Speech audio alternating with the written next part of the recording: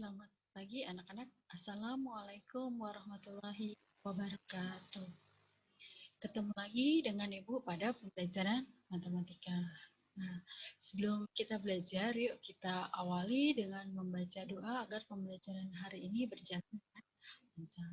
Berdoa mulai.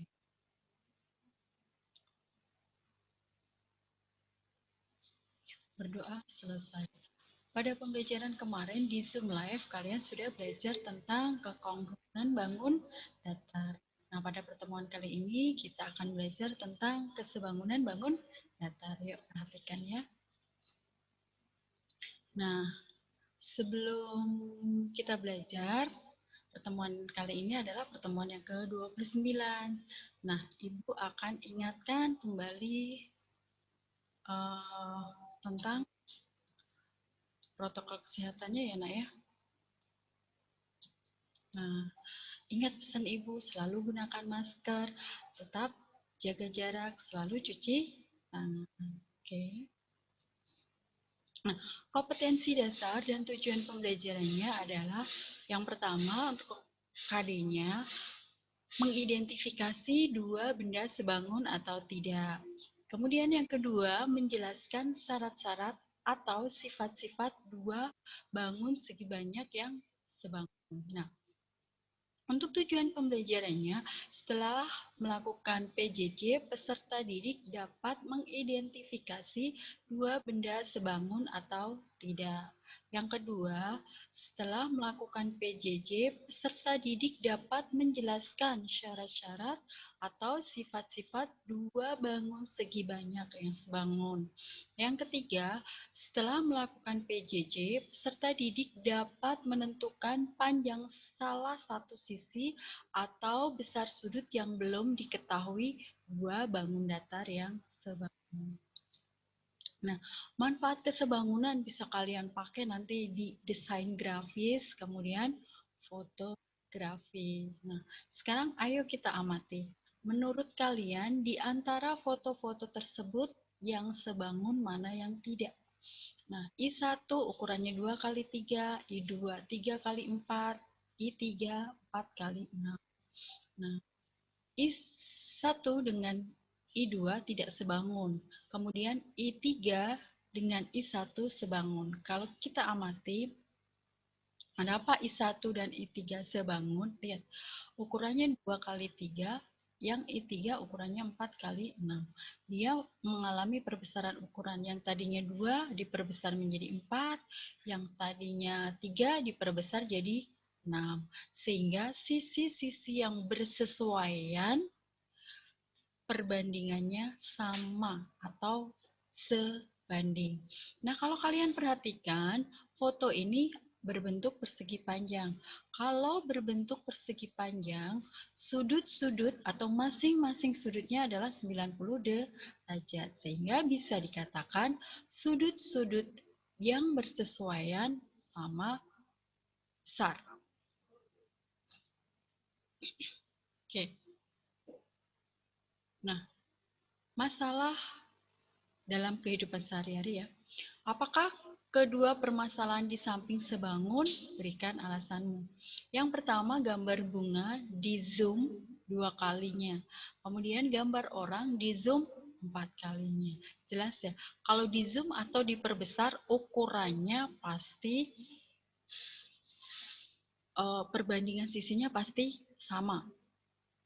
Nah, sehingga dapat dikatakan kedua permasalahan sebangun karena mengalami perbesaran, di mana gambar bunganya 2 kali, kemudian gambar orangnya 4 kali. Nah, kalau kita amati gambar, berarti sisi-sisi yang bersesuaian sebanding. Kemudian sudut-sudut yang bersesuaian karena bentuknya persegi panjang, maka sama besar.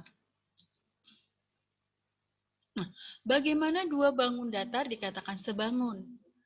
Dua bangun datar dikatakan sebangun berarti bentuknya sama, tak perlu ukurannya yang sama, tetapi sisi-sisi yang bersesuaian sebanding dan sudut-sudut yang bersesuaian atau yang letaknya sama besar. Nah, bangun datar yang sudah pasti sebangun adalah persegi.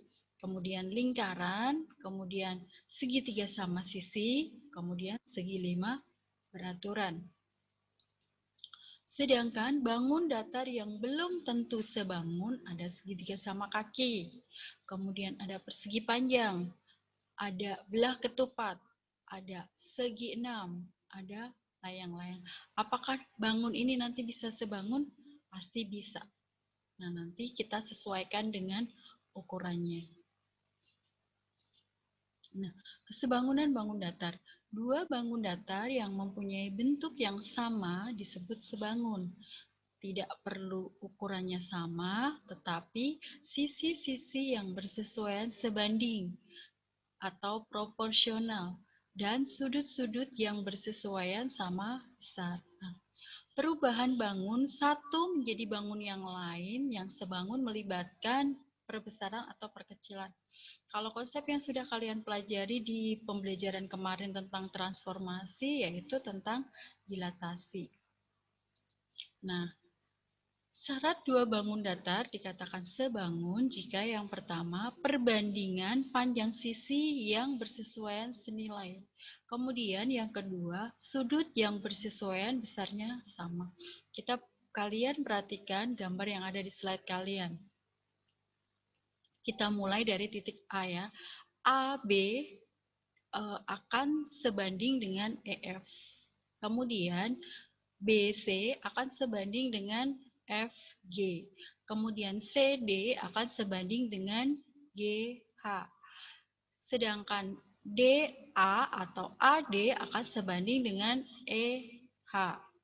Oke, nah sudut-sudut yang sama besar yang mana? Sudut A sama besar dengan sudut E, sudut B sama besar sudut F, sudut C sama besar sudut G, sudut D sama besar sudut H.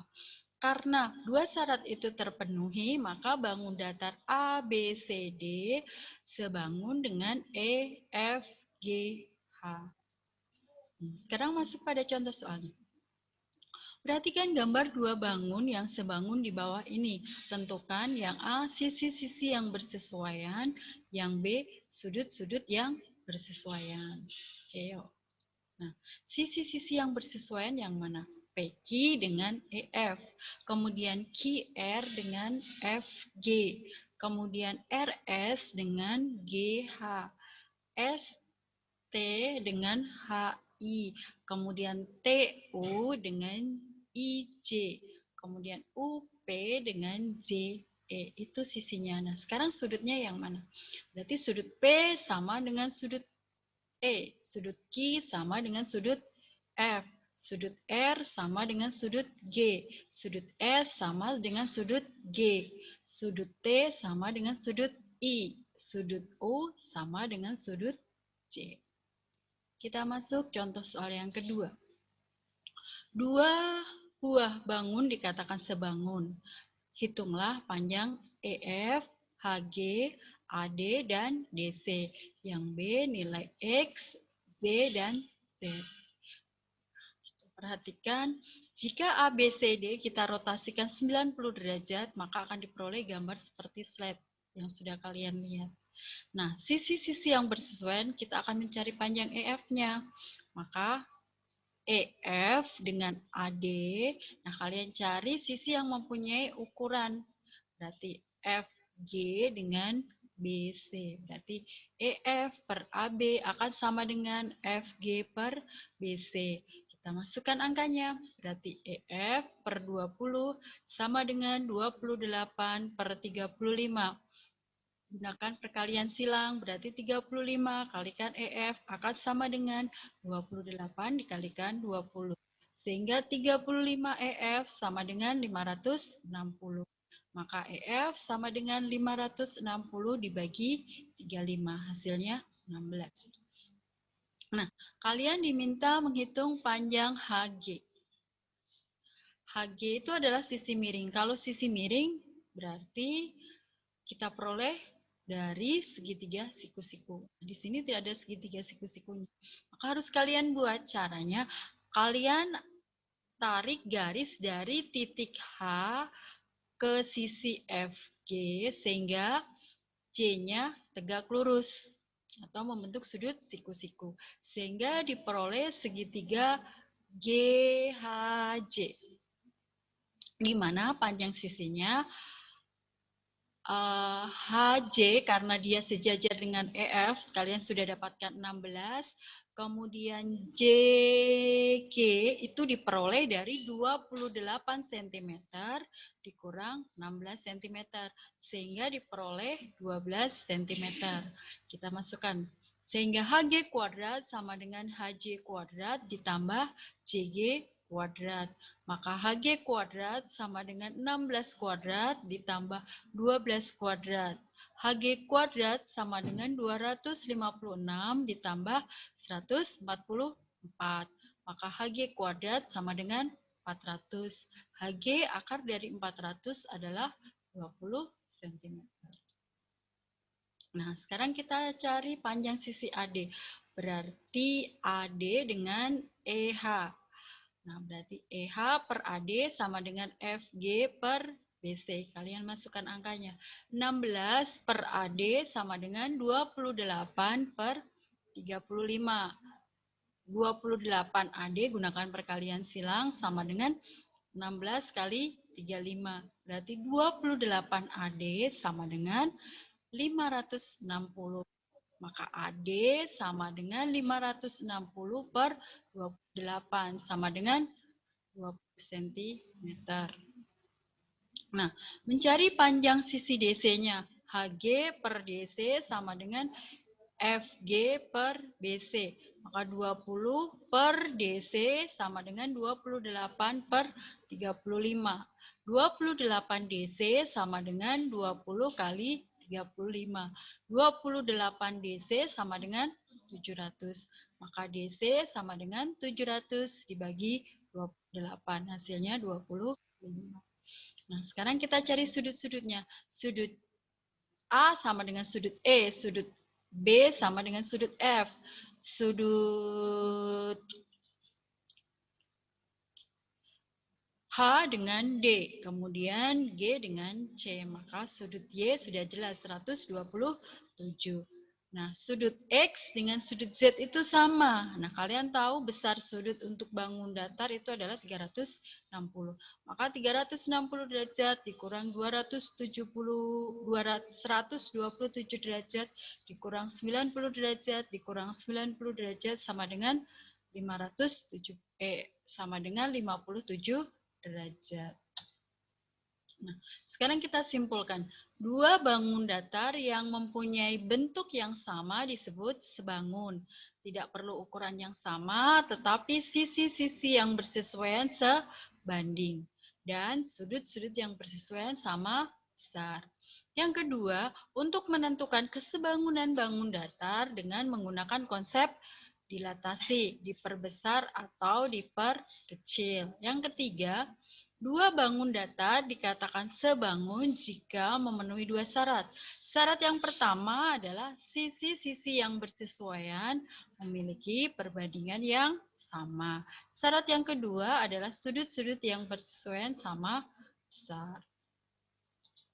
Nah, untuk tugasnya kalian bisa perhatikan di slide ya. Ada 2 soal, nanti akan Ibu share di grup kelas masing-masing. Nah, untuk pengumpulannya bisa di WA ya, di WA kelas masing-masing. Sebelum Ibu akhiri, kita tutup dengan membaca hamdalah bersama-sama. Alhamdulillahirabbil alamin. Akhirul kalam, wassalamualaikum warahmatullahi wabarakatuh.